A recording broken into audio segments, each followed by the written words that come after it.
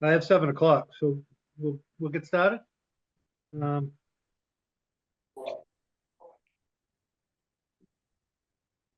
As a preliminary matter, this is Woody Knight, Chair of the Newbury Planning Board. Permit me to confirm that all members and persons anticipated on the agenda are present and can hear me. Now, planning board members, when I call your name, please respond in the affirmative. Peter Pecos, Yes, sir. Larry Murphy,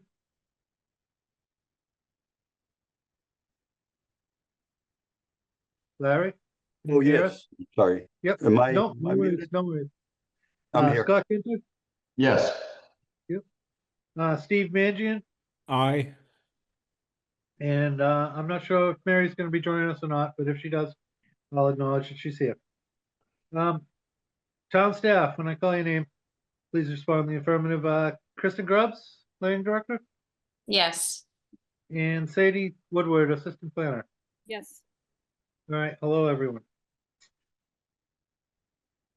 Good evening, November 5th, 2025, open meeting of the Newbury Planning Board is being conducted remotely, consistent with Chapter 2 of the Acts of 2025, which extends the governor's March 12, 2020 order, certain provisions of the open meeting law, GLC 30A 20, until June 30th, 2027.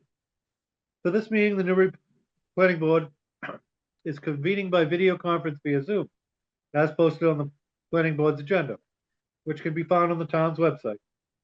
You may join us by going to http://zoom.us and entering meeting ID number 832-7141-3056, and the passcode is 108790, or by calling in 1929-205-6099 US and entering the meeting ID number, which is 108790, when prompted.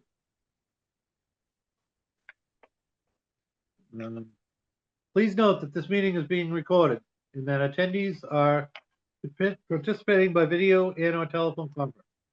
The meeting is also being broadcast live through local access channel 9 and on Zoom and at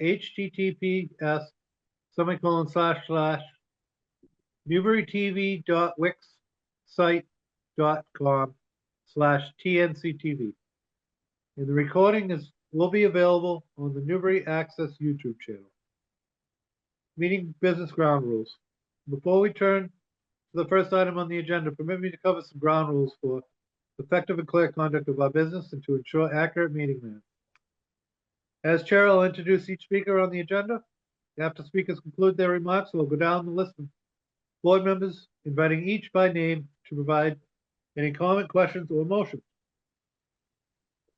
For all attendees except board members and staff, please remember to mute your audio when you are not speaking. On Zoom, use the mute button at the bottom of your screen. And on the phone, use *6 to toggle mute or to unmute.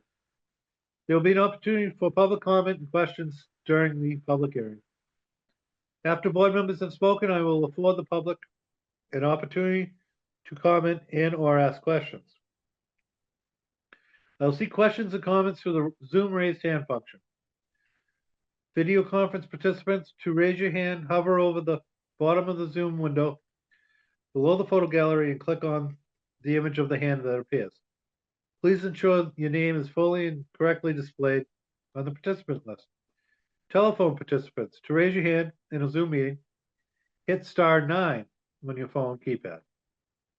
I will then allow questions or comments from the members of the public who have raised their hands in the order in which they are listed, which is determined by the order in which people click on the raise hand function.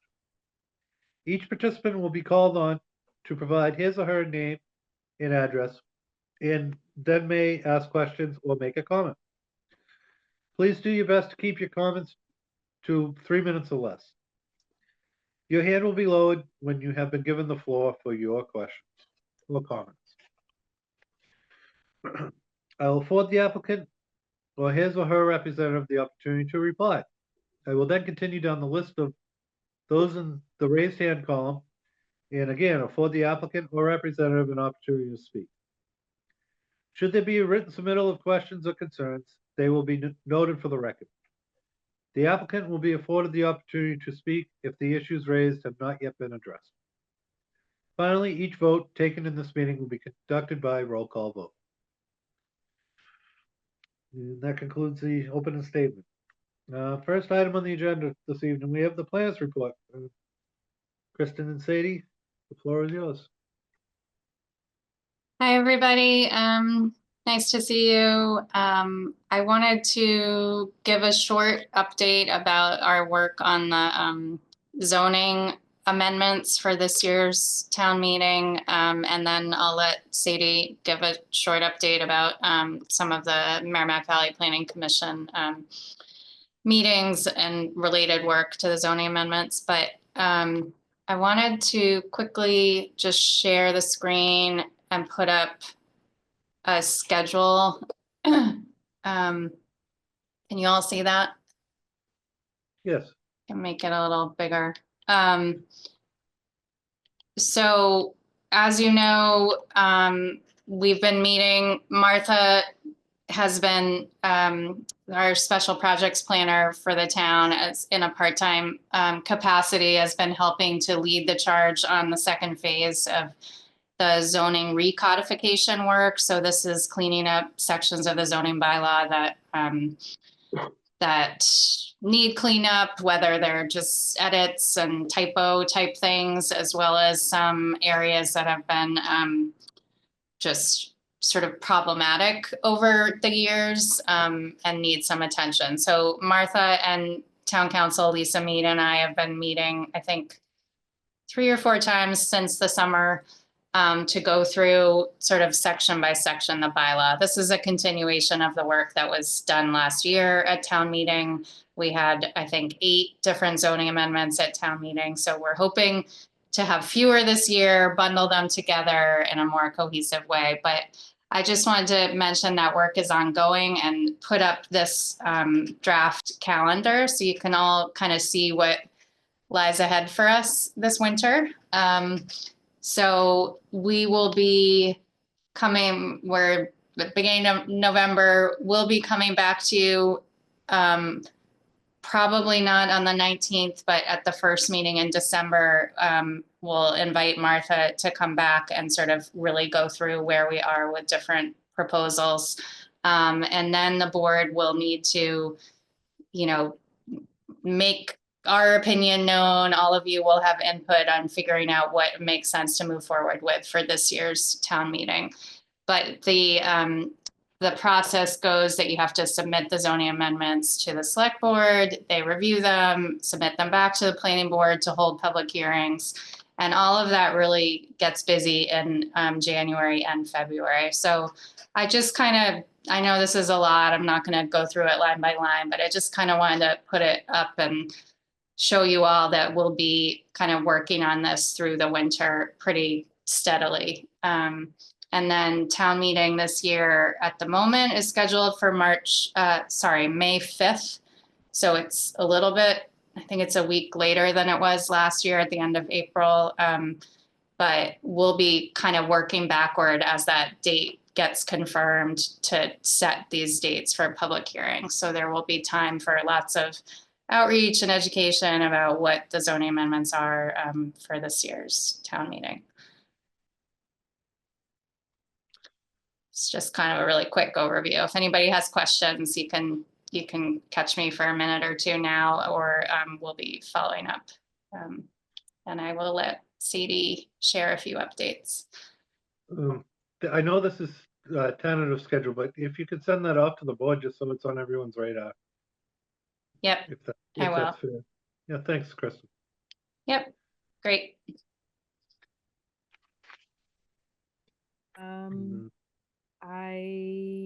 So I guess in regards to MVPC updates, there have been a couple interesting meetings lately that I've attended. There was the regional planners meeting on the October 23rd, where someone from Department of Energy Resources from the state was giving a really interesting presentation about siting and permitting reform for renewable energy resource facilities and like energy storage facilities to make the sort of the permit process easier for municipalities.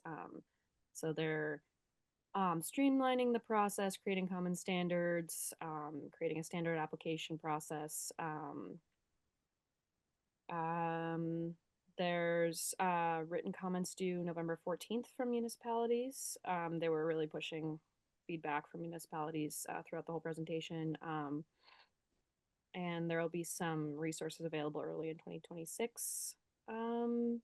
And yeah, they went really into detail. So I think they have all these resources online. So if anyone's interested, I can forward them.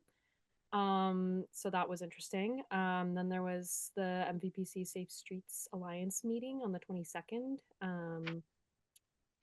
They announced their new hire, Brendan Leonard, who's great so far, announced that MVPC got this grant award, the Active Transportation Infrastructure Investment Program grant,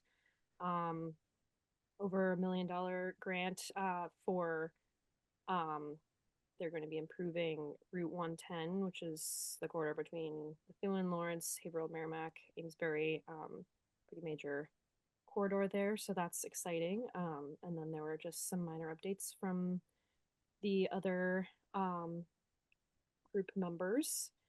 And then I think I mentioned this last meeting, but there's the street design training that I've been attending, which has been a lot of fun so far. Met lots of great planners from the region. And I think this is just something else I wanted to mention, but Kristen sent out a little brochure about some trainings that I think like committee and board members can attend if any of you are interested. I've been to a lot of them recently with the Citizen Planning Training Collaborative. It's nice to sometimes refresh what's going on. So that's kind of just in the training realm. But yeah, so those are all of my updates. The energy stuff that Sadie's talking about is also something on the radar of Lisa and Martha. The state is really asking towns to move pretty quickly and coming forth with new regulations related to this energy siting and permitting. But I don't think that final regulations are due to be completed until March. There's public input now in the process, so it's a little unclear at the moment how Newbury's gonna handle it. If we think we can kind of get ahead of the game and be ready for this year's town meeting, anticipating what the state's regulations are, but we won't know what the final like guidance is until March. So it's not sure with our one town meeting a year how that'll work out, but we'll have time to talk this all through. So we'll let you know. And that's it. Woody. Yep, very good. Thank you, Kristen, and thank you, Sadie. Next item on the agenda, meeting minutes. We have meeting minutes distributed to the board for October 8th and October 15th. We'll start with October 8th. Has everyone had a chance to read the minutes for October 8th meeting? And I have. if so, does anyone have any edits or comments on the October 8th meeting? I just have one typo, Woody. It's Okay. under zoning bylaw amendments for annual town meeting 2026. The sentence that talks about amendments approved at the annual town meeting of 2025, there's an extra zero in the year. It's 20205. So with that correction, it looks good to me. Okay. Anyone else have anything? All right. That being said, thank you, Larry. I will entertain a motion to approve the October 8th meeting minutes with the correction of the extra zero that Larry pointed out. So move. And do I have a second?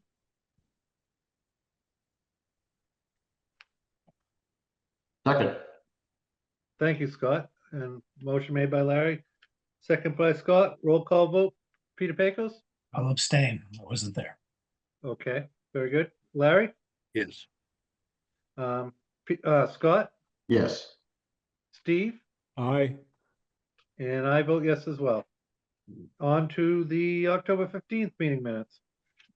Has everyone had a chance to read them? And are there any edits or corrections? Hearing none, I will entertain a motion to approve the October 15th meeting minutes. You have your motion. Thank you, Pete. A second. Second. Thank you, Larry. Roll call vote. Peter? Yes. Larry? Yes. Scott? Yes. Steve? Yes. And I vote yes as well. And thank you for getting those meeting minutes done. I know that's a lot of work. Nice minutes. Thanks. All right. It's 7:16, so we'll move on to public hearings. First public hearing tonight. 2-8 Old Point Road, Level 2 Site Plan Review. Application for an as-built constructed changes to an approved site plan of record in a proposed new 40 by 40 pavilion structure at the Sunset Club at 2-8 Old Point Road, assessors map U02-0-153A. Owner, The Cottages Commercial LLC, Vincent Godin, manager, applicant representative, Steve Sawyer, Millennium Engineering. At the applicant's request, in writing, they requested a continuance of this public hearing to December 3rd, 2025. So entertain a motion to continue the public hearing for 2-8 Old Point Road to December 3rd at 7:15 via Zoom. You have it. Thank you, Larry. And do I have a second? Second. Thank you, Scott. Roll call vote. Pete? Yes. Larry? Yes. Scott? Yes. Steve? Oops, you're muted. Yeah, Steve's muted. I think he's searching for the button. Yes. Yes. Okay, thank you, Steve. And I vote yes as well. So we'll see the Sunset Club on December 3rd. Next public hearing, continuance for 34 Central Street, Level 2 Site Plan Review. Application for Byfield Heights at a 44-unit multifamily development in the Newbury zoning bylaw section 97-4G MBTA Communities Multifamily Overlay District at 34 Central Street. Assessors map R19-0-19. Owner Melody and Robert Pritchard. Applicant Massachusetts Housing Opportunities Corporation, LLC. I'd like to welcome Mike Ives and Jerry Welch, attorney Mark Bobrowski, engineer Christian Smith from Beal Associates. Mark or whoever wants to go first. Thank you, Mr. Chairman. Welcome Good to evening, the- Mark Bobrowski. For the record, my office is in Concord. As is our custom, I'm going to turn this over to Christian so that he can give you an update, and then I'll take back the microphone. Okay, thank you. Thanks, Mark.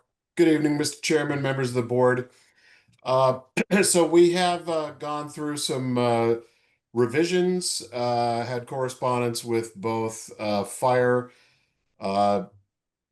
We got a letter, I guess it was written yesterday. I just received it today from Joe Serwatka. We are down to very few items. I could address a couple of those because I think a couple of those we actually need to have a quick conversation with the board about. There are a couple of very minor questions, one recommendation which we have no issue dealing with on the septic system design. One of the force mains actually ran under I think two buildings worth of the very tail end of their deck stairs that come down in the back, and Joe has just asked that we move that outside of the stairwells, which is perfectly fine.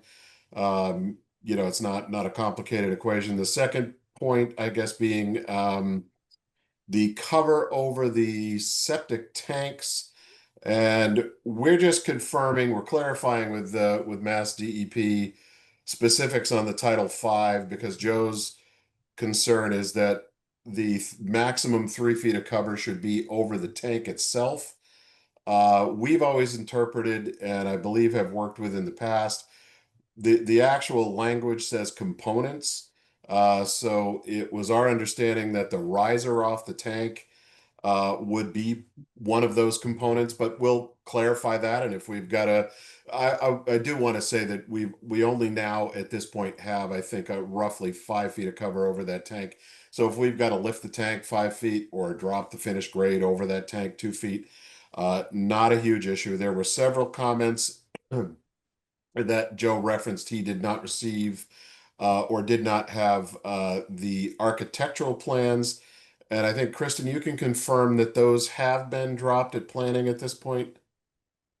They have, and Okay. I wanted to be sure to make that comment as well, that I've talked with Joe after I received his letter and said, our apologies. I think we thought we wrapped them up and put them in the packet that goes off to Joe, and you guys did indeed submit your revisions on those architectural plans. I will say Martha has been the one who's giving the closest eye to those over the process, and she has not done that. She's been out of town, so we will still be taking another look at those. But we do have your revisions on the architectural Okay, drawings. perfect. Yep, I just wanted to confirm that, and I don't think anything outstanding on the architectural plans are of much import. I think the two issues we would like to get through or get opinion from the board on. One we briefly touched on, I believe it was 2 meetings ago, because I had a very short appearance at the last meeting, as it was the same day I had the basal cell carcinoma carved off my face, which, by the way, is looking just great. Went well. I'm cancer free, so we're all good here. But anyway, his point was the municipal ordinance and the subdivision code for town-owned roads requires, I believe it was a 200-foot radius on the roadway curves.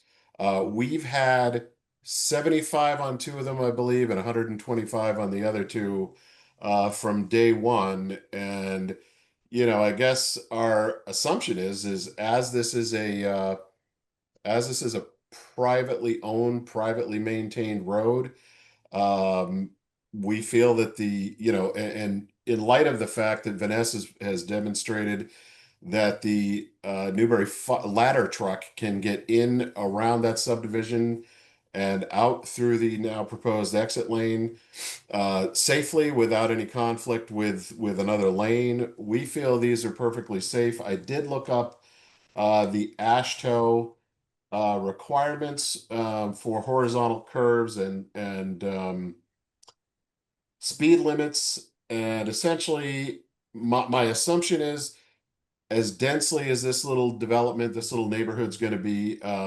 designed and hopefully built and sold out, we would assume we will be posting that road at 15 miles an hour.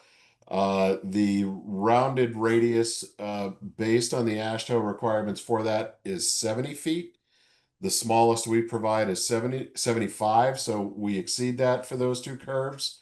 And finally, we did get a memo today, which I understand was specific to the exit lane from the fire chief. However, he did mention that their entire look at this project, and of course they've already reviewed the rest of the internal road. We've gone through the spacing on the fire hydrants, and they was obviously life safety and safe vehicular travel for their emergency response vehicles. And he did say that they look at everything and they just make sure that it's compliant with the Massachusetts General Code and the National Fire Protection Code.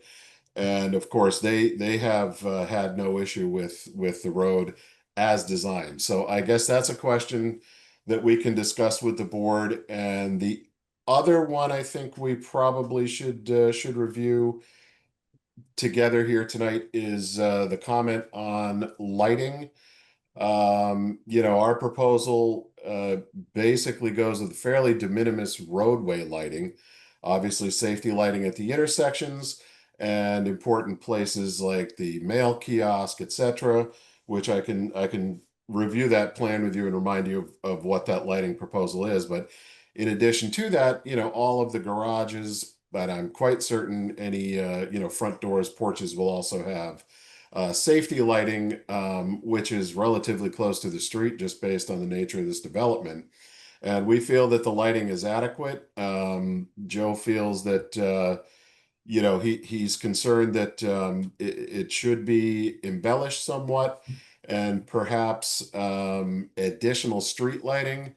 And just as a for instance, for discussion on that point, is I live in a 52 home conservation subdivision, so not quite as tightly packed as this one will be, or close proximity of the homes to one another, particularly with the multifamilies. But we have streetlights in a very similar situation, and of course, the homes in this neighborhood are much further back off the road. But nobody has ever had any issue, and it's been my experience over the many years I've been doing this, that most of the people buying these homes don't want streetlights on out in front of their houses all night. So that's the other one that I think we should really tangle with. I'm happy to address any of the other ones, but in any event, that's kind of where we've been. So I think we've made the fire chief comfortable, explained to him the design and weight capacity of the cross culvert that runs underneath the new exit lane. That is going to be designed to HS20 loading, which basically facilitates 32,000 pounds per axle. His truck, he said, is 75 pounds with 3 axles, so that technically that that culvert could handle easily 96,000 pounds. And the fact that the front of those trucks are probably going to be lighter than the rear end where all the pumps are and all the heavy equipment. But anyway, Chief Evans did issue a letter. I think that Kristen submitted that and distributed that today. So I think we are in good shape as far as that goes. So in any event, I will put that either back to Mark if he has additional things he'd like to say, or we could discuss the road curvature and the lighting. I'll leave that up to the chair and the board. As will I. Mr. Chairman, if you want to deal with those two topics first, I'll have something to say about recent letter that came to the board from MDM and VAI's response on our behalf, which is easy to take care of because Jeff Dirk said that he agrees with MDM's comments and will accept any of the conditions that Bob Michaud recommended in his letter. So that, I don't think there's any disagreement about that. So why don't we clear up the two issues that Christian's identified here? Okay, thank you, Mark, and thank you, Christian. I'll turn to the board. Pete, do you have any comments on what's been discussed so far? Yep, I do. But Christian, I just want to make sure. I think there was a third comment of concern from Joe trying to understand the pump design. It was under septic detail sheet 20 and 21, and it was comment number 2, where the pump design talks about 2 pumps with dosing 2 fields, and it sounds like there needs to be some clarification as to how that's going to work. And he's given an example of what took place at Cricket Lane as well as what's taken place at 100 High. So I don't know if you wanted to comment on that. Oh, sure. Yeah. Well, I don't have direct information on either of those 2 projects, Mr. Pecos, but certainly. So just for the board, very quickly, what the design entails is a pump station with duplex pumps, and the idea would be each of those will pump to 2 individual fields. I think where Joe got hung up was the fact that there is a an automated switch mechanism such that if one of the pumps were to fail, the other one would dose alternately to one field and then the next, so as not to overwhelm one, for just the period of time that it took for the homeowners and whomever they hire to do the work to either fix or replace the non-functional pump. But we're in contact with the manufacturer on that switch. I mean, quite frankly, Mr. Pecos, I don't have a huge issue either way. We can put in an additional valve pit if that makes Joe more comfortable.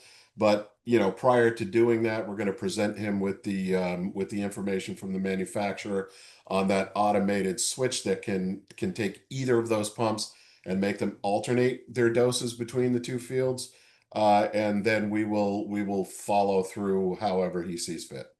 Okay, great. Appreciate that comment. Absolutely. Yeah, as far as the roadway goes, I always I lean into our peer review. That's why we have our peer review. And I understand what you're saying, that the speed limit will now not be 25, it'll be now 15 miles an hour, because I think before we were talking 25 miles an hour, which helps with mitigation. And granted, folks driving fire apparatus are going to be much more cognizant of how they're driving and where they're going than I think people who don't drive that sort of stuff. So I tend to lean towards what his concerns are. With regards to lighting, since we're going to be doing dark sky compliant lighting, I would imagine the lighting on all of the homes will be very limited to just their stairways and to the lighting that needs to be done individually. So I wouldn't see a lot of that lighting expressing onto the roadways. At least that's the intent of the dark sky compliant lighting with shielding. So again, I tend to lean towards the recommendation of peer review that since it will be a densely populated area, maybe some consideration for some random lighting. Maybe, I remember there was a lighting sheet at one point in time, and I haven't looked at it in a long time, and I don't remember what the lighting projections were for the roadway. I don't know if you could comment. I can share that, Kristen, if you are or you would allow me to do that. Take a quick shot here. Okay. Yeah, see if you can now. Looks like I can. Hang on one second. Just let me know if you can see that. Yes. You all Yep. have a visual on that? Yep. Okay. Came up. And let's see, I guess, so let me just pan out first, Mr. Pecos, and I can show you. So here are the pole mounted lights at the intersections, obviously, at the major corners. And then these are just the garage mounted lighting. But obviously there will be, and now I can zoom in a little bit just so we can have a peek at it. And hopefully you folks can read this. So, we still are carrying at most locations, and I think much of Joe's concern was for the sidewalk or children riding bicycles, which obviously would only take place during the warmer months. And I think in this day and age, if you're sending your kid out on a bicycle after dark or allowing that, they're probably going to have a light on it. Certainly vehicles traveling down the road are going to have their headlights projecting. But yeah, I mean, we're trying to maintain a rural feel here. And that is where we ended up with. And bear in mind, we didn't actually specify and conduct, excuse me, this lighting evaluation. We actually have a third-party consultant, Sharon Lighting, and their lighting engineers are, professional engineers that this is what they do day in and day out. And they would not produce something to me that they didn't feel was safe for pedestrians on the sidewalk, or vehicular travel after dark. But if there's anything in particular that anyone on the board would like me to zoom in on, so that we can see more clearly what the projection of the foot candles would be, just let me know. I can pan back out if you'd rather see the kind of broader view. So, Krishna, I forget, sidewalks on one side, is that right? Yes. Yep, sidewalks are essentially driving in. If you're facing the subdivision road, they're on the left, and they go all the way around that side of the roadway. Yeah. And connect back here where there's a crosswalk that would connect to the back onto itself, essentially. Right. So, have you? I mean, if you guys had specific, Y- requests of where you would like to see additional lighting, I don't think it's a major issue. Right. So, but- just stick with me, Krishna, for a second. Have you been to Governor's Academy by chance? I'm sorry? Have you been to Governor's Academy? Governor's kind of- Academy, I can't say that I have. Okay, maybe take a drive through in the evening. You'll see some downlighting along the walkways, which is actually very nicely done. Cast lighting just on the walkway, and I wonder if that might not create enough of an ambient light in a downward projection. We haven't looked at lighting. We haven't talked a lot about lighting very much in this project, and I'm glad that we're touching base on it. But I'd like to hear what other board members think about those two aspects. Thanks, Christian. Thank you. You good, Pete? Yep. Okay, moving on. Larry, any questions or comments? Just on the horizontal road layout comments from Joe, I don't think he was commenting on public safety access, but just that it might be a safer design. Hypothetically, what would it mean to bring that into compliance with his comments? Would it mean a major redesign of the roadway? Absolutely, because all four of those curves would go from either the 275s or the 225s to, I believe the standard for 25 miles an hour is 205 feet. So basically, I guess we can leave this plan up here. All of these curves, Mr. Murphy, would shallow up and bite in that direction. I guess this one doesn't really apply because that's an intersection, and that's much like the connection that we're providing for Central Court, the reorganization of Central Court as it intersects Central Street. This again, I believe these two are the 75s. And, essentially, if you can picture what a radius of 75 at the center line, a radius of 205 is probably going to do something like this and like this on this side. So it would obviously require a basically full redesign of the grading and, the roadway profiles, probably shift houses here or there. But I think that I think that what his comment is that it just doesn't meet the town code, and I think our position is, it really doesn't necessarily or shouldn't necessarily have to, because it's a privately owned, privately maintained road.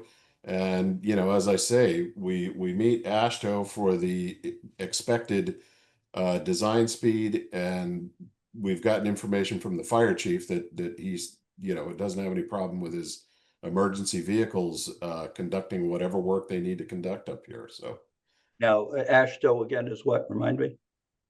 that is the standard for highway and roadway design. It's a national agency. It's what all the traffic engineers utilize for their design standards. So I guess I just want to make sure I understand the issue. The issue would be that a vehicle that was traveling around a curve on a hill would not be able to see for a certain distance beyond the crest of the hill. Do I have that correct? No, I don't think it has to do with the vertical, Mr. Murphy. I think this has more to do with the horizontal. So as a vehicle would approach in this lane, and I guess actually for this scenario, the issue would more be the vehicles traveling on the inside lane and their ability to see in this direction. Say a vehicle Oh, I sitting see. here, Okay, being able to see an oncoming car over here.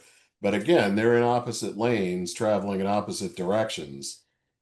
So again, I feel this is probably an adequate design and a safe design, certainly. Can For a I, private, I mean, essentially what we're looking at is a private condominium road. can I just offer an observation, Mr. Chairman? Yes, go ahead, Mark. There are peer reviewers and then there are peer reviewers. In my years of doing land use reviews of this sort, the paramount peer reviewer is always the fire chief. You can't even argue with the fire chief because he gets the last word. And Chief Evans in his November 5th letter has said that this is safe. I'm looking at it right now. I've got it called up on my screen. So in a situation where there are two people with a slight difference between them, I think it's safe to go with the fire chief.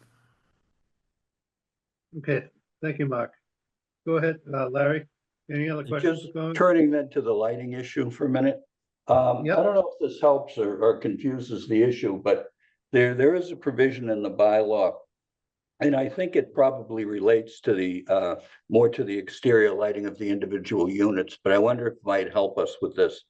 And I'm reading here, I'll read it verbatim. Light levels for exterior lighting shall meet or exceed the minimum design guidelines defined by the Illuminating Engineering Society of North America, and shall provide illumination necessary for safety and convenience while preventing glare and overspill onto adjoining properties and reducing the amount of sky glow. The color temperature of exterior lighting should not exceed 3000 K. Does that help us at all to come to grips with the lighting issue? That's standard? Well, it may, Mr. Murphy, but that is above my pay grade, and I would have to consult our lighting engineer with that information. I'm quite certain that is probably the standard that they designed by, because I think that's what governs their license, much like AASHTO kind of governs the design criteria for traffic engineers. All right, thank you. That's all I have, Woody. I'm happy you. to have a conversation with them and discuss that with them, send them that language, Larry, and just get a response from them and ask them if I mean, if what you've designed conforms to their standards, then I think you've met the bylaw requirement. okay. Thank you, Larry. Scott, questions and comments? What's been discussed? No questions, no comments. Okay. Steve, any questions or comments?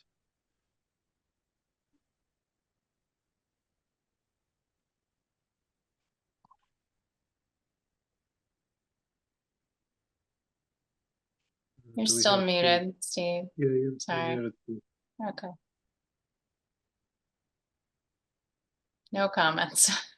No comments. Okay, thank you. And the only comments I have is, as Peter said, and we dealt with it with a walkway that they put in at Governor Dummer.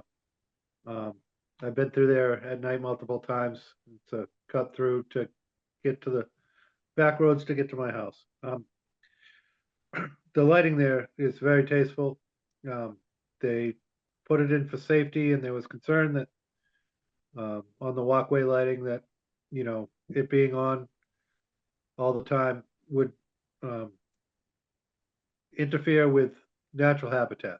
But that being said, it's very tasteful. It only illuminates the walkway, and I encourage you to maybe look at some of that. Yeah, as I said, Mr. Chairman, I I'm consider happy you- to have the conversation with the lighting engineers, and it very well may be they're pretty well used. in the Northeast. They may well have been involved in the recommendations for those as well. But I will definitely follow up with that and certainly, you know, obviously respond and edit this as they see fit. Okay, thank you. And I don't have anything else right now. Kristen, do we have any other new departmental comments before we proceed? So Mark mentioned we did receive the written comment from the fire chief today, which has been shared with everybody. It's not yet on the website.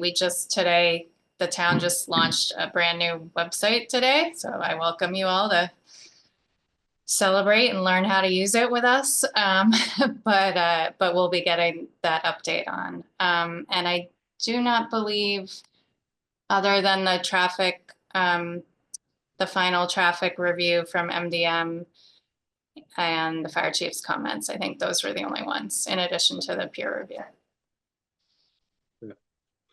And we have no other new written public comments, correct? Correct. Okay. All right. Is there anything else the board would like to touch on?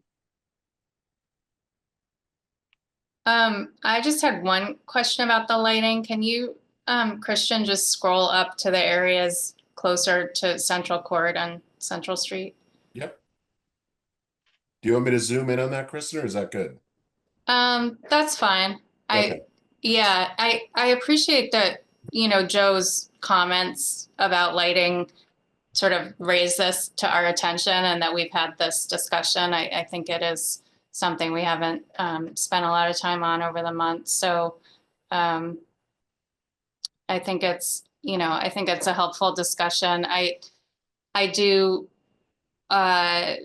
sort of appreciate, Christian, your comments, and we were all talking about the moon earlier, but I think we do like that we're a somewhat rural community and like darkness, and that's why the town was interested in making sure that site plan review talked about dark sky compliant lighting. So I think all of that is important, and I think it is a balance between safety and liking the sky to be dark at night.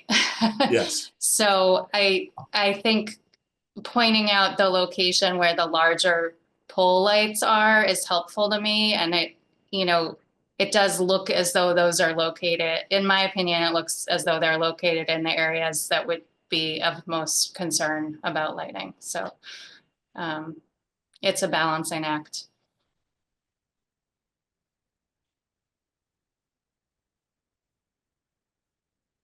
Okay.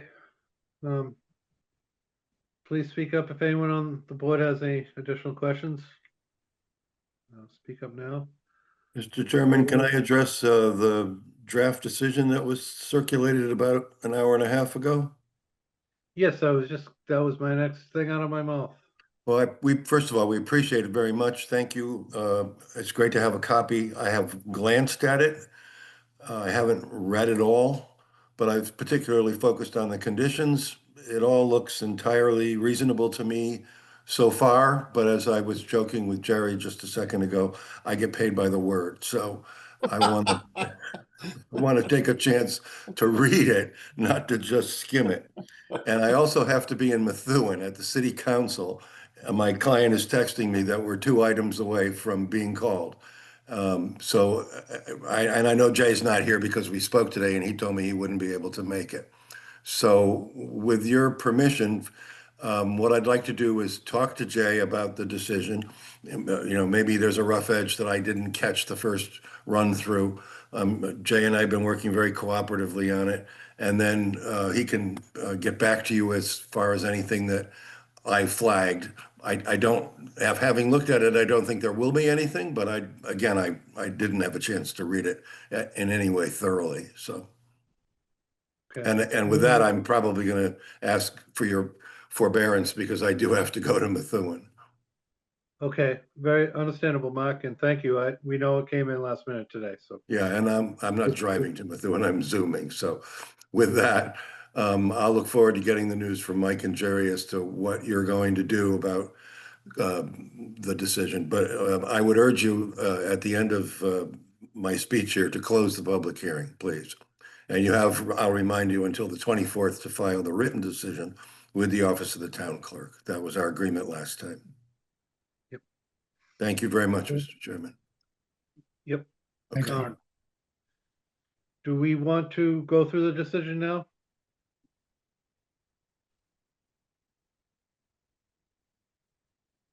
I'm asking the board. Kristen can put it up on the screen and go through it.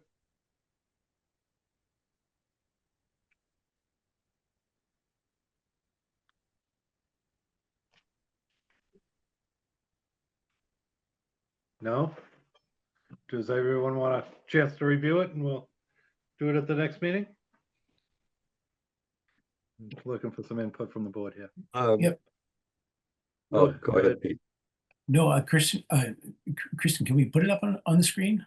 The, Yep, yeah. I can. Yep. You know, it's a lot, folks, because, first off, Christian and Sadie, thank you so much from our meeting of yesterday to today as to the evolution of how this thing flourished. It's very impressive.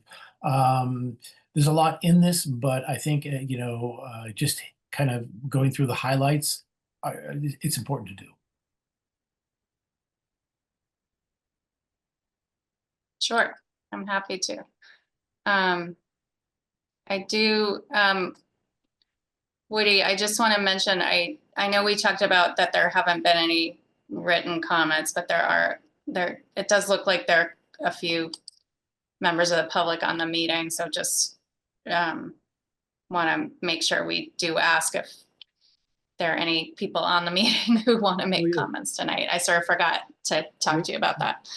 No, and I forgot as well. Let's do that right now. Are there any raised hands from the public? This is an opportunity for the public comment. There is a raised hand. Yep. Nino Scuderi. Okay, please state your name and address and say your comment or question, please. Yes, it's Antonino Scuderi at 3 Central Court. In a previous meeting, I had mentioned, you guys, Christian had mentioned planting trees behind one of the buildings towards the Parker River. I'm still very concerned with the leach field locations and basically how that's going to open up my whole backyard. And was wondering if possibly in that lighting diagram that you showed, Christian, near field 1, it seems really close to my property and, my backyard. So I was wondering if maybe some baby arborvitaes, something, 15 feet, because I have a 3-season room that we spend a lot of time in, and that's going to just open up that whole area. Is that something that could be possible? Because like I said, the leach field, I don't know how far from the property line it is and how much. Right now there's like brush, which kind of covers my 3-season windows. If that gets removed for the leach field, it's going to be wide open. And Could we get a visual on that, Christian? Yes. Yep. Let me see. I don't think I've been stripped of my ability to share here. Hang on one sec.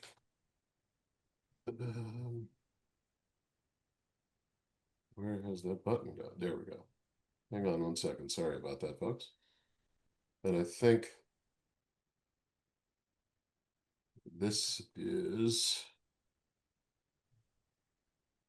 the actual grading plan. So yes, we're probably within 5 feet of that property line. Question being, could some plantings be added in here. I guess there is a break in the tree line that kind of wraps around. That's the existing brush, I think, that Mr. Scuderi is discussing. I don't see why we couldn't add a couple of plantings in through here. That's certainly not. Yeah, that basically this whole side between septic field 1 and 2, like that's my whole backyard. Yeah. And if Yep. all that shrub, brush is gonna get removed, it's gonna leave my backyard wide open to that whole development. Yeah, and I don't think as we get into field 2, Mr. Scuderi, it's going to be as prominent as it would be with field 1 because they're, as you can see, they're kind of angling away from your property. Yeah. But certainly we will review that with our landscape architect and come up with some sort of screening, planting scheme that should be amenable to everybody. Yeah, I mean, like I was saying, something that's maybe like 15 foot high. I don't want big, pine, 50. Right, nothing that's going to grow into a wind throw. Yeah, because I have a ranch and, basically like from that little box, I don't know, maybe like 20 feet in from the corner of my property, that's all wide open. That's all windows. It's a basically 4-season room. So Yeah, and again, that's very close to this property boundary, so you don't want something that's going to be too tall at a potential wind throw issue. yeah. In that direction in a heavy storm. So yes, that I've made the note. I will have that conversation with our landscape architect, and that will be added to the final plans.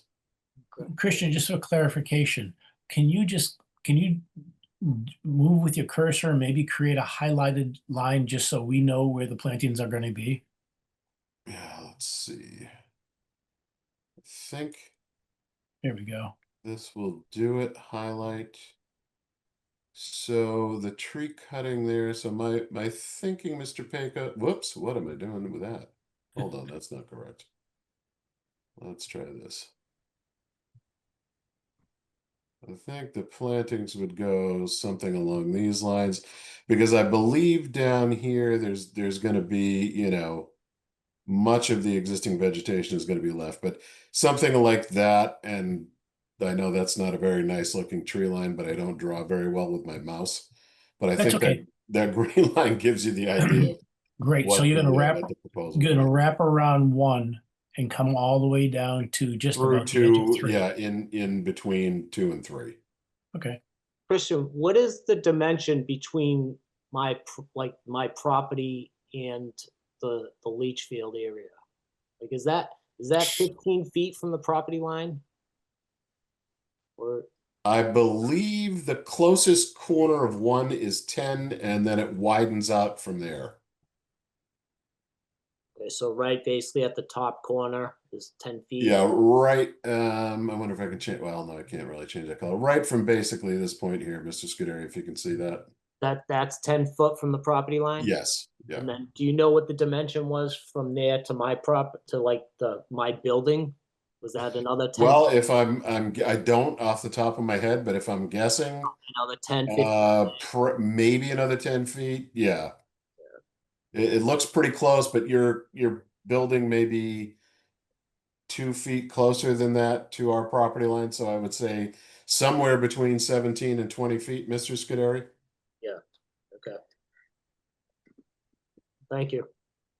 So, Christian, the highlighted line, could you estimate, what the linear dimension on that line would be?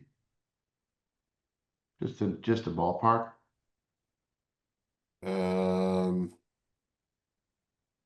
Let me see if unfortunately it is not easy to measure with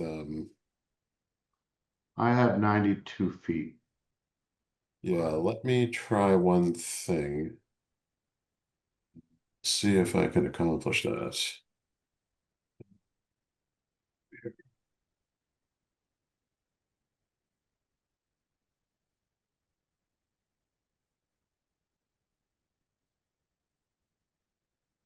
I've got my AutoCAD open in another window here. Let me just quickly do that. And I can get that answer for you. So we're talking about right where that meets.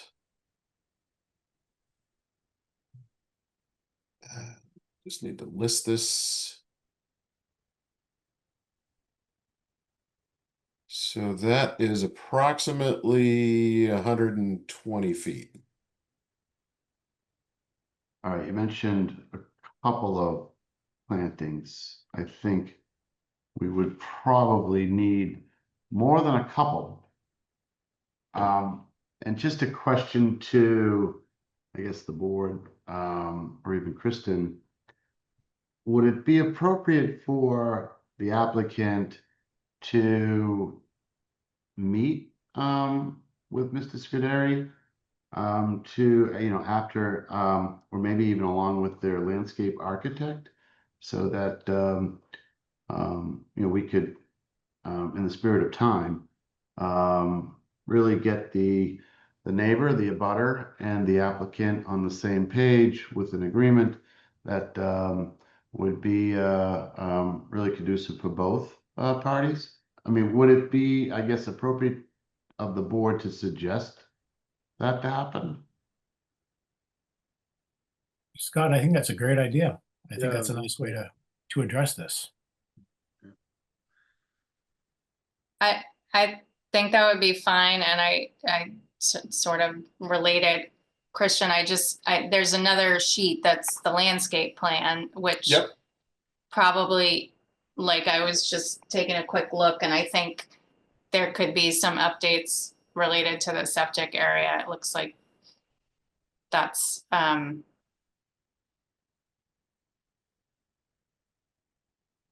yeah. Just this particular sheet hasn't been updated since the septic Oh, and right. the Yeah, she reserve has the areas old have leach been. field configuration there, yeah. So I think it would be helpful to have this page show the buffer area in the same way the updates have been made on. Well, yeah, and that's some of the exactly other- what I was thinking, Kristen, is we'll just have this be utilized, get her the correct configuration of the leach fields at this point with the grading, et cetera, and have her make a proposal. And then certainly I can send it to to your office and to Nino directly, or if you prefer to have that go through you to the abutter, that's fine. And then if there's any conversation, I think that or that needs to take place, we can certainly coordinate a time that we could get together and the three of us make sure that everything is squared away to his satisfaction. Sounds like a great plan. I would encourage that. Is Chris- Nino still on? Yep, So, I'm happy to make the connection. yep, very good. Thank you. Woody, if I may, Go ahead, Steve. question to Kristen. Do you think the Board of Health would have an interest in plantings adjacent to the leach field as well? Yeah, I mean, I think it is a question I have, and I hope that, the professional landscaper that Christian's working with can just be sure that it's all okay in terms of planting there, but that's certainly something that we can talk with. And again, Joe Serwaka is sort of serving as the Board of Health proxy for this project. So it's something we can talk with Joe about as well. Right. For my enunciation, I should say Kristen with a K versus Christian with a C. And I don't know if you, Kristen with a C, have any comments to make it about that. I mean, I believe there's plenty of room in there, and certainly some of these trees with the smaller canopy diameters are going to project shorter roots. But again, I'm not the landscape architect. I will work with Lise McNaughton, and I'm quite certain she can come up with something that is that is going to be suitable. I mean, and Mr. McMansion, if we need to avoid the corner, did I butcher that name? No, not at all. The Mac Okay. is my middle name, so Oh, I'm sorry. So it's just no, Manju. it's right. It's an I'm artifact just of reading off, what Zoom off your does. picture on the screen. If we need to avoid the very corner that is, basically 10 or 11 feet away, and back off until the trees are far enough away from the leach field that they would, be suitable, that's fine. If Mr. Scuderi was amenable to it, another option would be to plant the center of the trunk right on the property line, which again would pull it somewhat away from the leach field itself. But that's really the only location. I don't think where it tapers away from the property line is going to be a problem, because I think there's going to be plenty of room there to get a planting in that's not going to have roots that try to grow into the leach field. But again, that's all speculation on my part, as I am not the landscape expert by any stretch. Thank you. Yeah, thank you. And to get the ball rolling on that would be great. I will do that. Yep. All right. Can I add one more thing? What Yes, go right ahead, Nino. what is the town bylaw for leach fields from properties, from abutting properties? If that's 10 feet. Is it 10 feet? Is that what the town of Newbury is? Does anyone? That's Town of Newbury and Title V. Even for a system this size? Yes, because with these systems, the effluent is treated as it exits the bottom of the leach field tubes.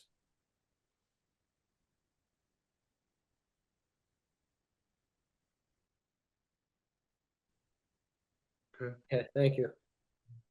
All right. Thank you, Nino.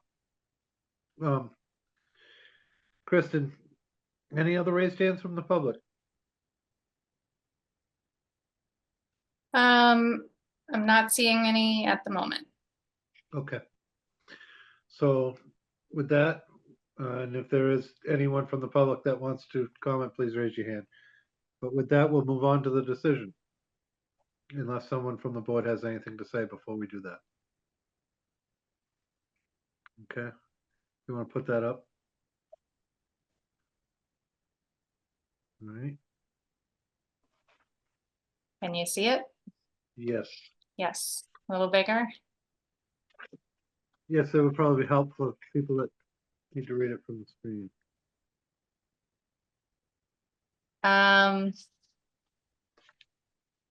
So I'll just charge ahead, and if there's any guidance on how quickly or slowly we want to go over anything, just shout out. Sounds good. Yep. Thank Okay. you, Kristen. Go right ahead. So just, a reminder to everybody, this is, there are sort of two sections of the bylaws that, of the zoning bylaw that we're using for this project. One is our regular level 2 site plan review. So that has certain standards that the board considers relative to conditions for approving a project. And then more specifically, it's the multifamily overlay district, which also has a whole, 3 or 4 sheets of design standards. So that's the framework for this decision. And I kind of, it's like many writing exercises, there's sort of, or legal documents, there's sort of a front end, a middle, and then a back end. So we'll just kind of frame it out that way. The beginning essentially just describes what the project is, all the details about the initial project description, about the property description, what are we talking about is being built. So that's just 2 or 3 paragraphs there. Kristen? Yep. On that section of the project description, the 3rd paragraph, there's a small typo there. There's a reference I think on the fourth line to Central Court, and the C in Central should be capitalized. Yes, thank you.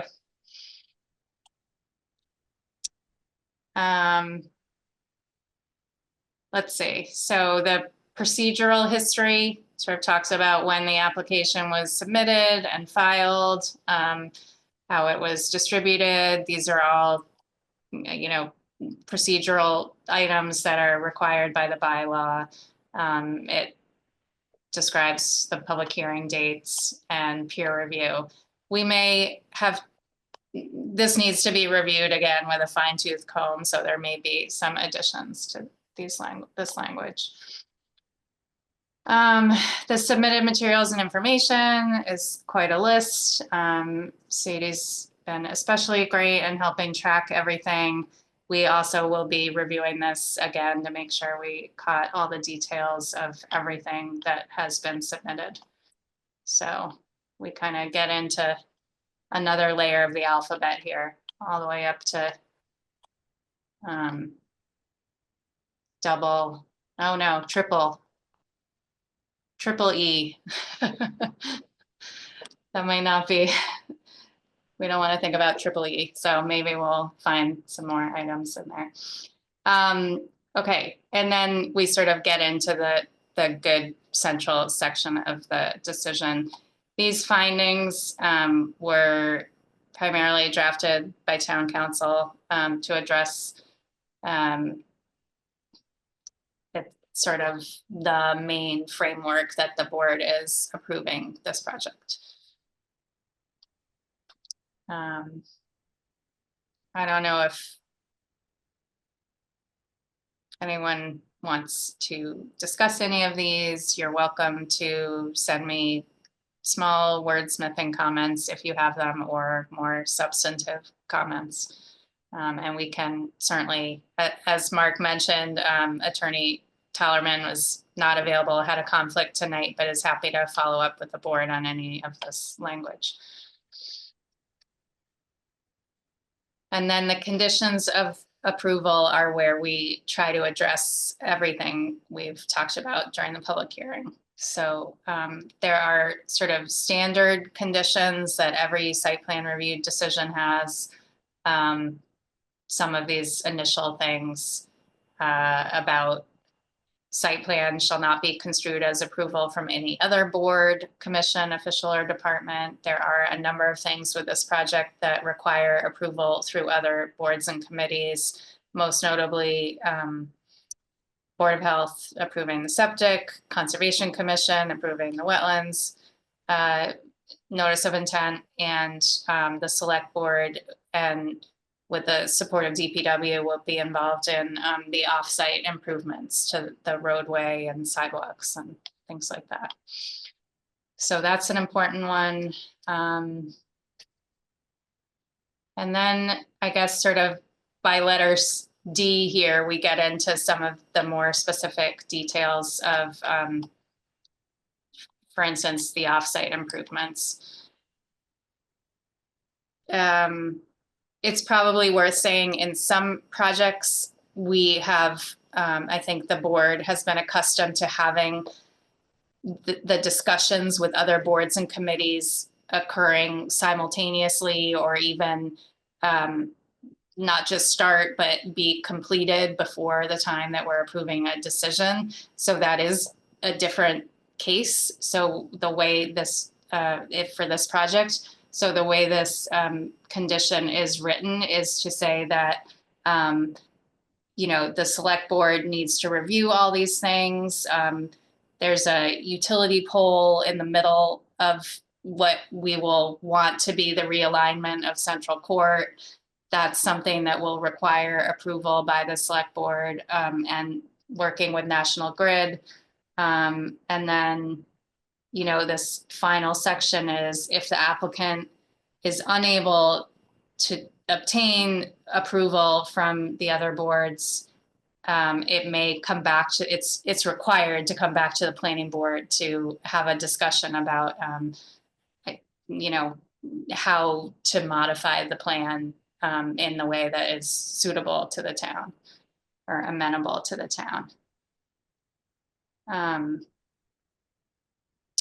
So I'll just kind of pause for a minute and just see if the planning board, if any of you have any questions about sort of the way some of these conditions are being structured. It's identifying that there is work that still needs to be done. It must be done. If it cannot be done, we'll be seeing them again in this venue. Nothing jumps out at me, Kristen, but if anyone else has anything anywhere through this, please speak up. So letter E in particular is about, we've talked a lot about this option B. Well, it's actually our primary option is the egress route to Central Court. And that will require approval by the Conservation Commission. The applicant is started that process with the commission, but has continued, I think, to the December date with the commission. So that's, you know, our, I think, expectation is that will happen immediately and as soon as possible, get going again with the commission.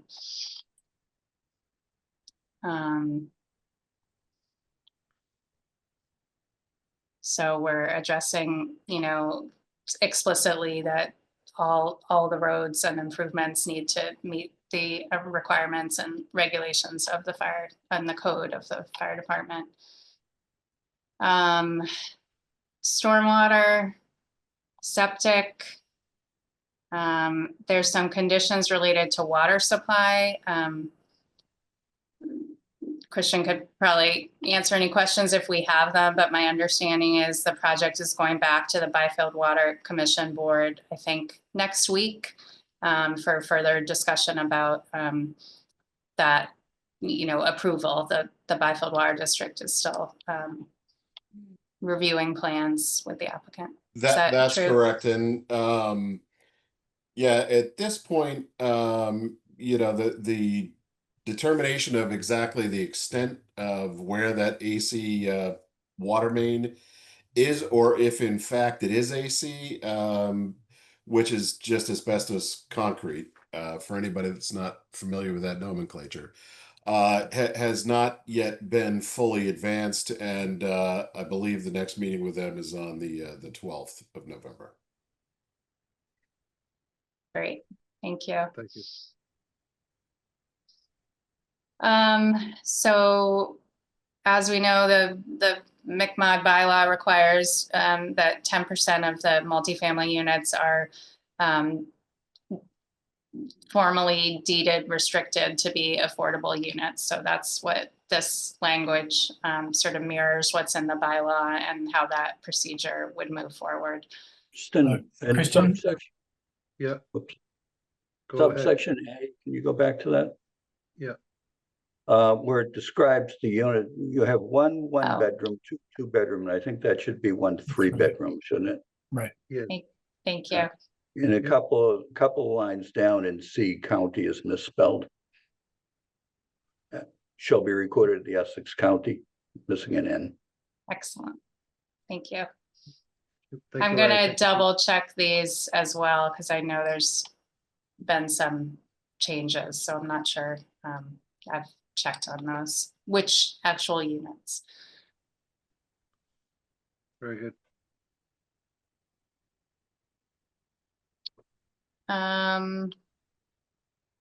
So we've talked about lighting. Kristen, can I back you up for a minute? Yep. To G, little section G, Mm-hmm. is it, would it be an issue for the developer to have to, you know, construct an affordable unit in each phase, as opposed to something could come up and an individual phase may not involve an affordable unit, since they're only in 4 buildings? And I'm not quite sure what constitutes, how big a phase has to be a phase. So I can imagine a building being built in one phase, but it could be one without an affordable unit. And I'm wondering whether that's sort of I'm making up an issue that doesn't exist for the builder. So maybe Kristen with the C might also have a comment on that. Yeah, It's an interesting comment, Steve, because further down in the decision, it actually says that all affordable units must be sold prior to market rate units.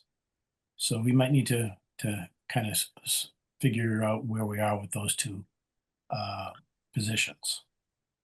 Yeah, I would agree. And bear in mind, Mark Bobrowski has reserved his opportunity to review this in detail and work through some of the questions that may arise when he does his review with both Kristen and town council. So that makes sense to me, Mr. Pecos. Yeah, I think this comment that wasn't really showing up that attorney town council put is that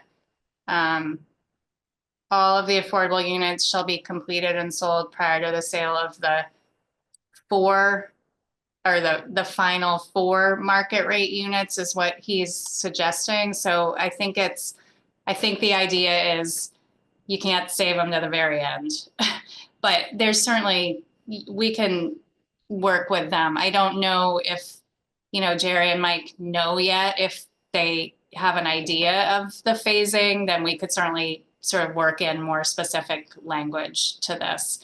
There's also an issue, or it's worth considering, because affordable units generally are have a lottery related to them, right? So it's a little, and the lottery is sort of in a whole administrative process with marketing and deadlines and that kind of thing. So it often makes sense to do the 4 together and then, phase out the actual when the units are built. But anyway, yeah, appreciate the comments, and there's probably some sort of finalizing language here. Yeah, I can imagine that if the buildings are being phased, it's kind of difficult to have the lottery for a building that's yet to be built and could encounter delays for whatever reason, or the successful lottery winner might move on for some reason. Maybe they get a job and move to Austin, so they're no longer the lottery winner. But again, I'm just blue skying, so forgive me. Yeah, Jerry, I see your face, dude. Yeah, I can comment on that. I can throw my 2 cents in. I'll give an example. It's pretty similar development. We did a 45 unit condo project in Sterling, Mass. And we didn't phase it. We built all the units in 18 months, soup to nuts. And we had people moving in, and they were 100% done. And the affordable units were spread out within, I think there was 10 or 12 buildings in that. So it's very similar to this particular project. But the market conditions and the absorption rate will dictate whether it gets phased or not. Because you don't want to go build 44 units if the sales are not going to keep up with that. I hope that helps out a little bit, but we're willing to phase it, whatever the board prefers and whatever Mark and the town council come up with. Sounds good. I just thought I'd bring it up since this planning board member was scratching his head over the issue and wanted to call it to Mark's attention as much as anything. So thanks. Yeah, that's helpful input. I think it probably depends. So we want to have as much specificity as we can, but knowing that things can be modified. That's great. Exterior lighting, we talked about. There's some conditions here related to some of the concerns I think that the community raised when approving the MCMUD bylaw, that we know the Parker watershed and water supply is a stress water resource. There is water, and that's what the Byfield Water District is in charge of, reviewing and approving. But we do want to know that as much effort as possible is being done to be water efficient with this multifamily project. So that's where some of these sections come in. And if anyone has questions or comments, I'm happy to, work with everyone to make that comfortable. Oh, Kristen with the K, when you get down to KF, talking about the foregoing requirements are incorporated into the homeowners association documents. Have we said somewhere above, which I haven't seen, that, you know, there shall be a homeowners association? Or is that a separate document for the development? It seems to me, Yeah. I think that's a good observation and question, because I think it comes later, the bullet about the homeowners association. So we we Sure. can make sure this is written to reference where, or we can move the homeowners up so people. That's a good one. or reference it, as you say. Thank you.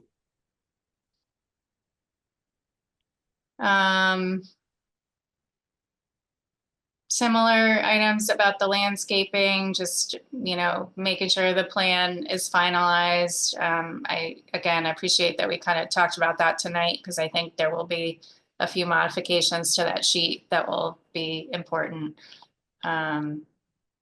Making sure the plants survive through the 2 growing seasons, I think is pretty standard condition with, you know, especially the Conservation Commission is often working with applicants on assuring that, you know, planting survives. Open space and trails. I didn't know, I guess, you know, just for all of you, Christian, Jerry, just make sure if there's any other detail related to the open space on the property. You know, there's currently boxes that say, you know, play area or playground area. We haven't had a lot of detail about that. So I don't know if that's something the board is interested in hearing more about, or if there is any additional language that should be incorporated here. Let me know. Yeah, that's fine. I mean, I think essentially those areas, the park areas in particular, I believe are just going to be relatively level, you know, grassed areas that people can take their kids and you know, play, have them ride their big wheels, whatever they want to do there, have picnics, etc. Specific to play equipment, I don't think any of that's been or contemplated for those areas, nor is fencing or screening, as far as I'm aware, but I will defer to Jerry if he's got a different opinion on that.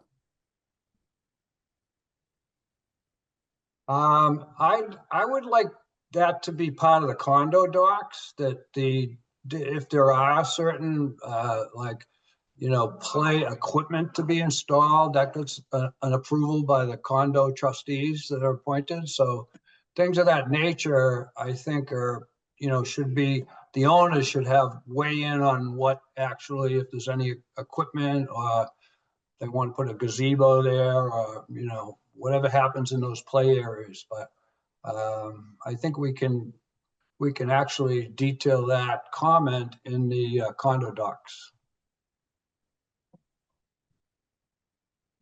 Because probably the homeowner docs will be established before you actually have residents.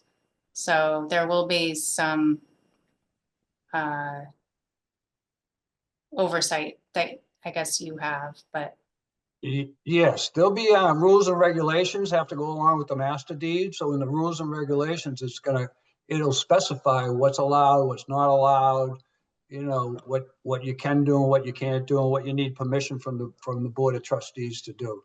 So we have to establish, you know, a lot of it's boilerplate in these similar condo associations, but there are certain rules that go into those, and those will be established and submitted to the board prior to us, well, you have to have them prior to the first occupancy permits.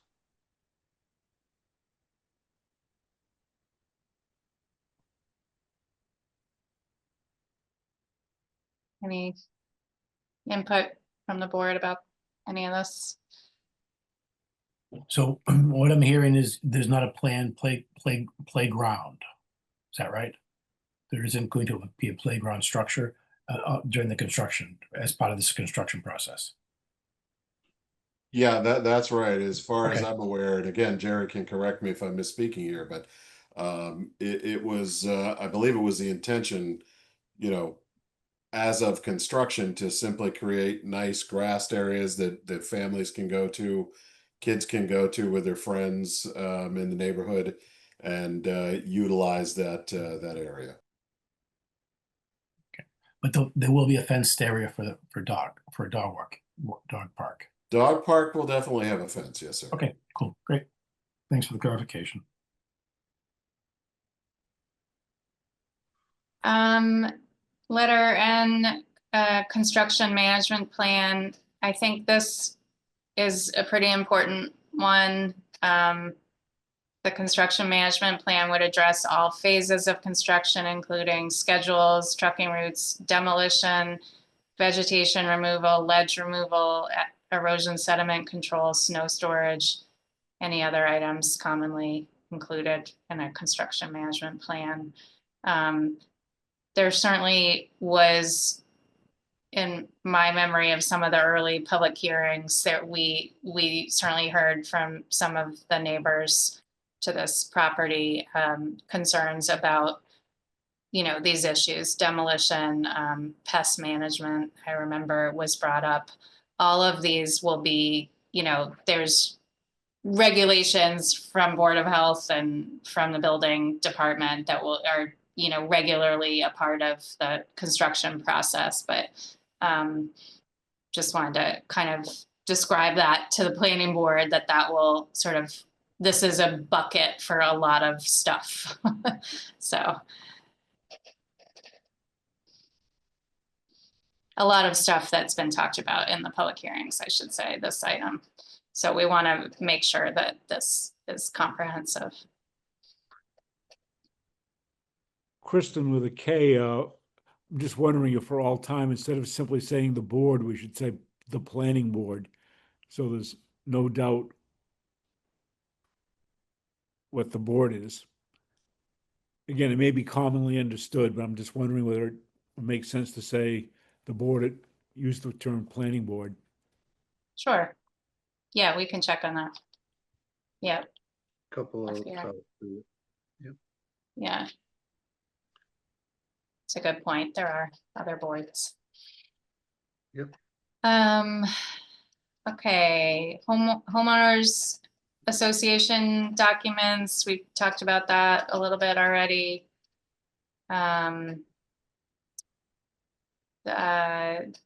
This is a private development with a homeowners association, so all infrastructure shall remain private. The legal documents will need to include things like, you know, regular inspections of the septic and things like that that are important to name. Performance guarantee, we're familiar with this with every project. There's this part of our bylaw and Mass General Law that the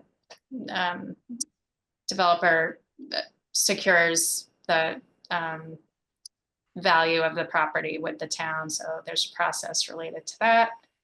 And then when the construction is complete, there's a process to releasing the performance guarantee. Put some hours of construction in here.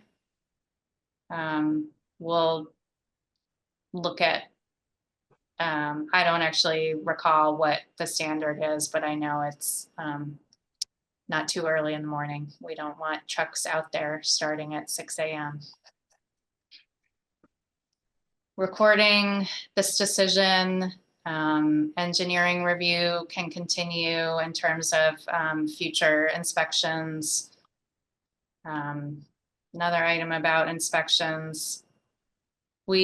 Some of this may be kind of just edited to include everything, but maybe we can get these two in one bullet. Enforcement, penalties, a lapse, site plan approval for a project shall lapse after 2 years. That's standard language. All of this stuff at the end is pretty boilerplate from any site plan review that the town has approved, that the board has approved. And then modifications must require the applicant to come back to the planning board. And completion process of finalizing the approval of the completed project. And that is a run through of the draft decision. Thank you, Kristen. Yep. That in this, it's a great start, for sure. Anyone else have any questions or comments on anything that now that we've gone through this? Yeah. All right, Kristen with a K, I seem to recall that the select board one time talking about construction hours and what made sense. And they may have already made some recommendations regarding other projects about when you could start up. I think Jerry's comment that in a perfect world, you'd build everything out at the same time, eliminates the concerns about a phased construction project. But I'll be interested in seeing what the select board has to say about start and stop times. yeah, I Yeah, don't recall yeah. in the past what we use for hours, but I just don't recall right this, so I don't want to say anything incorrect, but I know that we had hours in the past on other projects, so it's just something I'm gonna have to look up and pluck in there, Steve. If I said that correctly, Kristen. Yep. If not, correctly. Yep, we'll use what's standard across the town. All right, if there's no other questions or comments from the planning board, I'd like to poll the board. Would we like to continue this to the next meeting so that we can review the final draft? Or would we like to close the public hearing? And I'll start with you, Larry. What do you think? It's always been our practice to keep the public hearing open until we have a final decision before us. But I'd be interested in the opinion of the other board members. I mean, if the majority of the board felt that it was appropriate to close the public hearing on this, I'd be okay with it. Yep. All right, and Scott, what do you think? I think the past practice has worked pretty well. This is, I think, a little different in that, it's a deal under the MBTA, zoning regs. Mark still hasn't really reviewed this. Still needs to review it, comment, come back to us. I think continuing the public hearing, to the next meeting might be appropriate here. And it might push really both sides to just get things all tuned up and tidied up and clean. So we have a really a cleaner decision. And I don't think, what's the date today? Is today the 5th? I believe. Yep. Yeah, so I would think, and I would defer to Kristen, I think we'd still have time, to have our next meeting, close the hearing, and we'd still have time we do have holidays coming up. And what's the end date on this? November It's the 24th. 24th, so it's, yeah, we have one more, the board has one more regularly scheduled meeting on the 19th. So I think unless you were to want another meeting, that would be the date to review the final decision and close the hearing and approve the decision on the That would be- 19th. That would be next meeting. Yes, next meeting. My thoughts. All right, Steve? Yeah, I'm inclined to keep it open.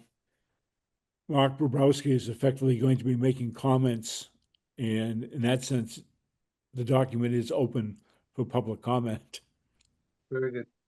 And Pete, I'm sorry, I forgot you. That's okay, Woody. I don't feel offended at all. I like this.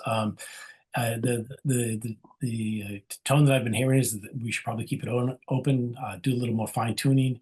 The draft is in, it's a good foundation piece. Christian, I think you can feel comfortable with that.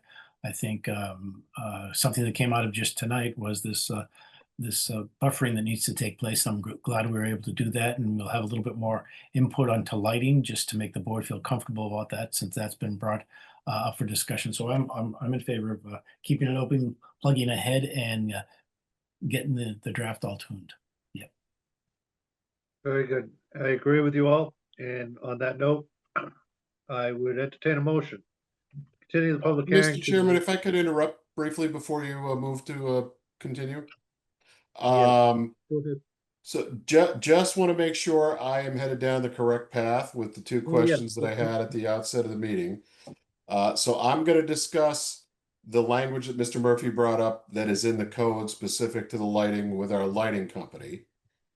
And if what they come back with is, yes, we comply with that, if I get them to draft a memo, is that going to satisfy the board members?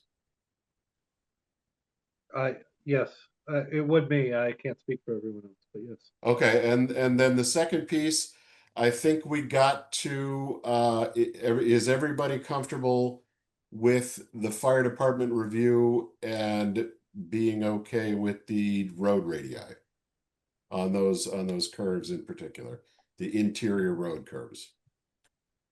If you're sure to post this at 15, I think then that's going to be your solution. Reducing the speed. I'm sorry, Peter, I missed the first part of what you said. No, I think if you for sure post this at 15, that's your solution. The only other thing that came to my mind is, when people park cars, and they create obstacles on corners. And I don't know if you want to do some lining, to avoid that, so that those corners can be kept visually free. Unencumbered? Yeah. So I don't, Yep. I would leave that up to you to kind of make that suggestion or recommendation. Okay. So that, and that's fine, because I think that's been the intention from the outset. As I say, this is, it's going to be a very tight-knit community, I would assume, and people are going to drive, I would presume, very respectfully in there. And just from, experience in my own neighborhood, if they don't, they get called out. We have a 52-person email list for the entire neighborhood, and if somebody's driving faster than the marked speed limit, they're going to hear about it. But I appreciate that. That gives me my target, and we will proceed forward in that fashion. Thank you. In the screening for the septic. I have one more yes. comment. Woody, can I Yep. make a comment, Yes, go right ahead, sir. if I may? So I'm all fine with everything the board's talking about, and I have a question for the board, actually. And if the conditions are all agreed upon and by town council, the planning board, and our attorney, by the next meeting, we're under certain time constraints we have in place. Is it something that the board could do where they could close the public hearing and vote the same meeting? Is that something that is possible? Sure. Yes. That's our usual Okay, practice. that's my question. Yeah, we Very like to good. keep it open during the decision, so. Very good. Thank you. For example, that allows us to take further information, from your lighting. If we close the public hearing tonight, we couldn't accept that, I don't think. Okay, A letter regarding the lighting. So that's really the reason for keeping it open. And don't feel that we're treating this project any differently. We do this with all of them. okay, good. Just a question. Thank you. Thank you. If no one has anything else, I'd entertain a motion to continue the public hearing to November 19th at 7:15 via Zoom. So moved. Thank you, Scott. Second? Second, Second, I think that was Steve. Thank you, Steve. Roll call vote. Peter, Yes. Larry, yes. Scott, Yes. and Steve. yes. And I vote yes as well. Thank you, Christian, and thank you, everyone. Thank you all, and we'll see you in a couple of weeks. Yep. Have a good night. Moving on, whole business, 100 High Road definitive subdivision. Review and approval of F-1 performance security agreement. Property owner 100 High Road LLC. Applicant Tom Nevy will not be in attendance here, and I'm going to recuse myself. I'm recused from this project, and I will turn it over to Pete. Thanks, Woody. Thank you. Christian, do you have any, Kristen, it's gonna be that. Do you have any, an update for the board, on the project? Explain the request. Mr. Navy apologized for being unavailable to attend tonight, but was comfortable. I've talked with him. So the form has been, you've all seen it a couple times now, and it's been reviewed by town council. So that the only edit made to the form was to, we double checked all the book and pages, and there was one edit on that. But so this is the approval of the performance agreement. The spreadsheet that itemizes the costs related to the construction of the private road for the subdivision was reviewed by Joe Sirwaka. He suggested a line item be added for the as-built plan.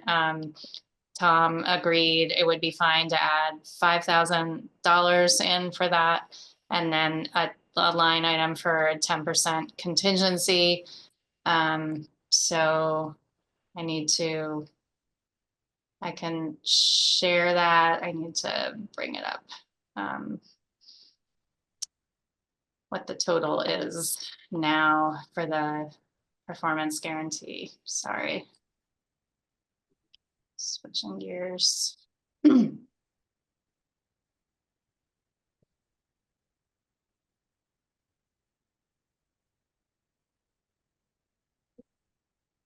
So this I shared with you all by email already, but if there are any questions related, again, this has been reviewed by our engineer, and those two line items were added, the $5,000 and the 10% contingency. So the value of the, it's going to be cash, but the value of the security that the developer will give to the town is this amount. So tonight we're simply looking for your approval for the form and this document.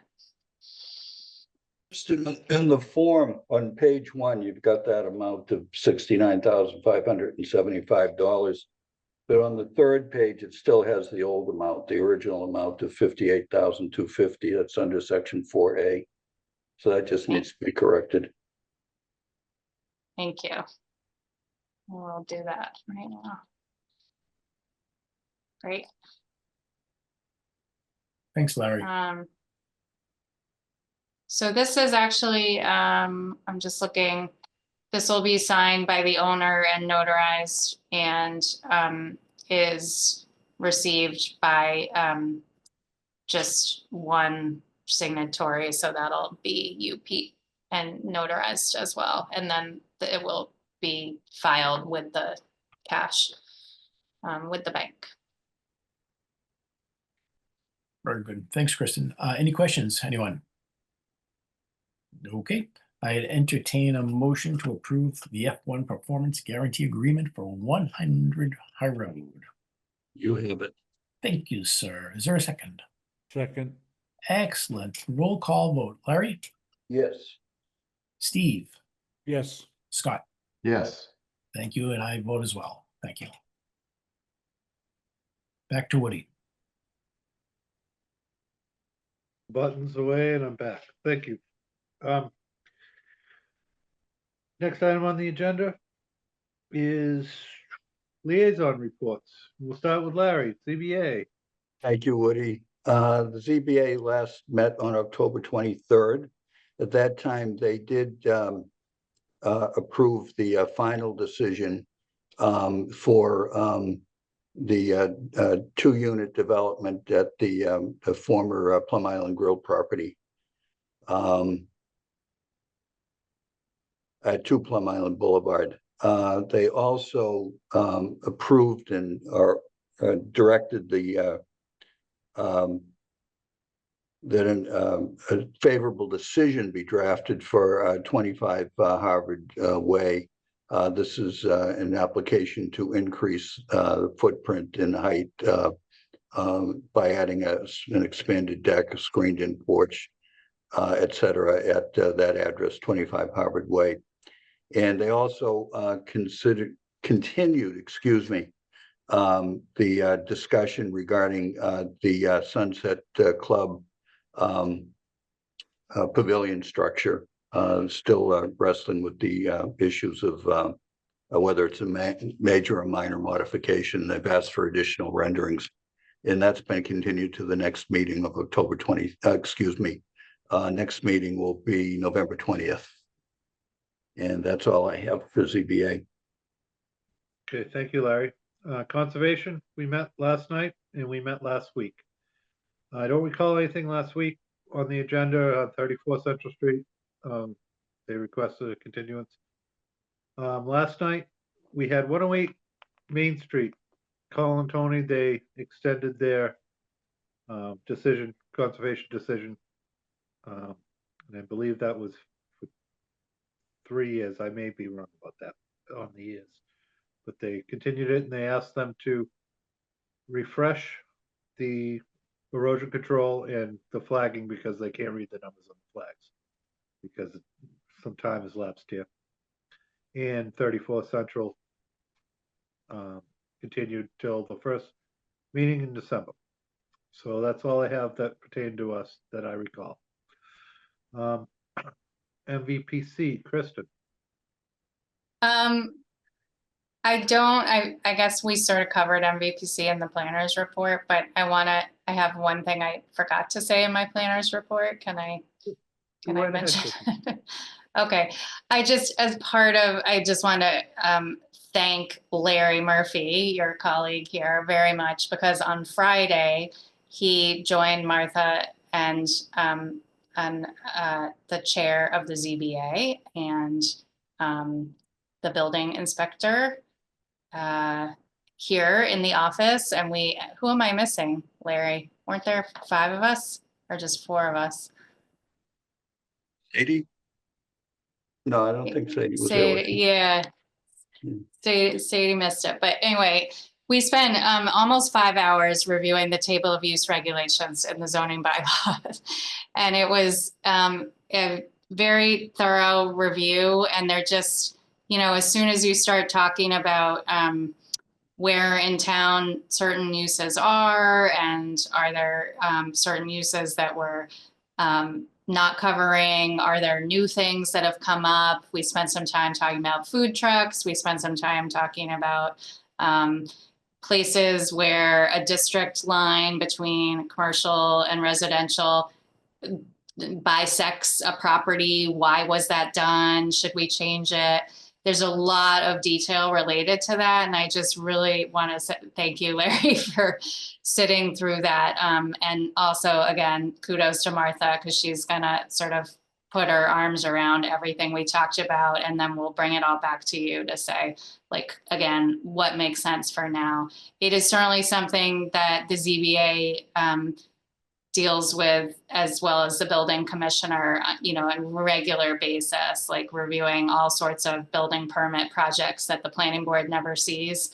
But again, it's sort of, goes from the very picky to these sort of grand things, like how can we encourage different kinds of, manufacturing in town, things like that. So it was a really helpful conversation, and I look forward to continuing it. And thank you, Larry.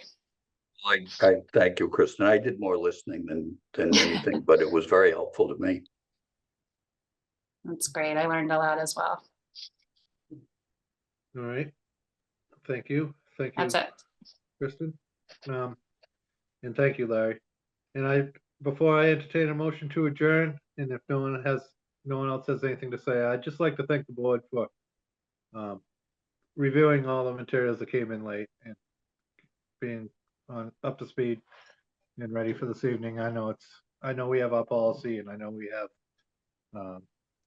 want to get the information out so you guys have ample time to review it, and that didn't happen this week. So, for various reasons, no one to blame, and so I'd just like to thank everyone for their service and getting the stuff reviewed and participating tonight. So I appreciate it.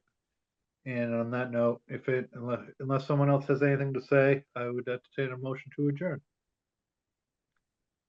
Move to adjourn. Thank you, Larry. And a second. There you go. Thank you, Pete. And I'll roll call vote. Pete, Yes. Larry, Scott, Yes. Yes. Steve. Yes, Everyone have a great night, and thank you. And Good we'll night. see you in a Thanks. couple weeks. over and out.